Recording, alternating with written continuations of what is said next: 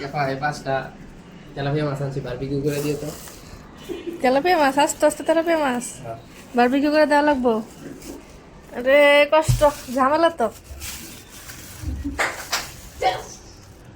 ভাই যেহেতু তেলাপিয়া মাছ এনেছে আর সাথে যা যা মশলা লাগবে এনেছে, এর নাকি মন চাচ্ছে খাবে মাছের বারবিকিউ। আর বারবিকিউ রান্না করতে গিয়ে আমি টারবিকিউ রান্না করে ফেলেছি। মানে বারবিকিউ তো না, মূলত হচ্ছে ফ্রাই। বারবিকিউটা হচ্ছে খোলা জায়গায় কয়লা টয়লা এসব দিয়ে করলেই ভালো হয়, কিন্তু ঘরের মধ্যে তো আর এসব করা যায় না। কিন্তু মন তো চায়, আয়োজন তো করতে হয় কেয়ার করার। যদিও ভিডিওটা অনেক আগে সবাই মিলে প্ল্যান করে হচ্ছে বারবিকিউ করার জন্য রেডি করা হচ্ছিল সব কিছু।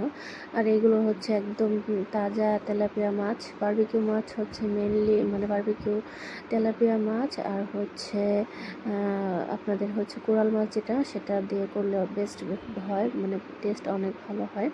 আর আমার কাছে তেলাপিয়া মাছটা নিজের হাতে করলে অনেক বেশি ভালো লাগে।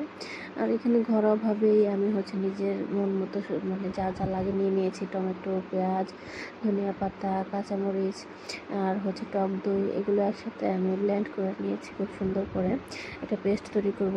এখানে আমি বিভিন্ন রকমের সস দিয়ে দিচ্ছিলাম সয়া সস, অলিভ অয়েল, তারপর হচ্ছে tomato sauce, barbecue sauce, fish sauce, তারপর হচ্ছে আরেকটা জানি কি সস দিয়ে দিলাম, ওয়েস্টার সস, তারপর গোলমরিচের গুঁড়া, চিকেন পাউডার, তারপর আরও আদা রসুন, তারপর চিলি ফ্লেক্স, লবণ, টেস্টিং সল্ট, লেবুর রস, অনেক ধরনের মশলা। আসলে এগুলো আমি কালেক্ট করে রাখি, আসলে কখন কোনটা লাগে আসলে বলা যায় না।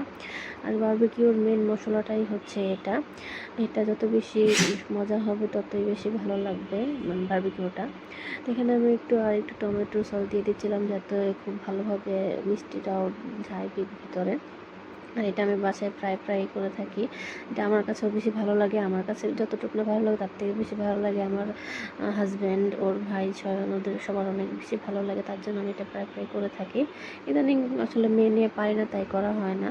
তো মাঝে মাঝে করা হয়, যখন করা হয় তখন একাধারে রেগুলার করা হয়, আর যখন করা হয় না তখন অনেক মাস চলে যায় এরকম।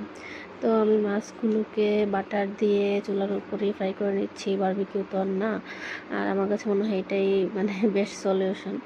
এই তো রেডি হয়ে গেল আমার মাছের বারবিকিউ ভাজাভাজি করার পর।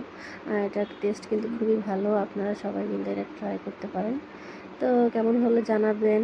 ভালো থাকবেন, আল্লাহ হাফেজ।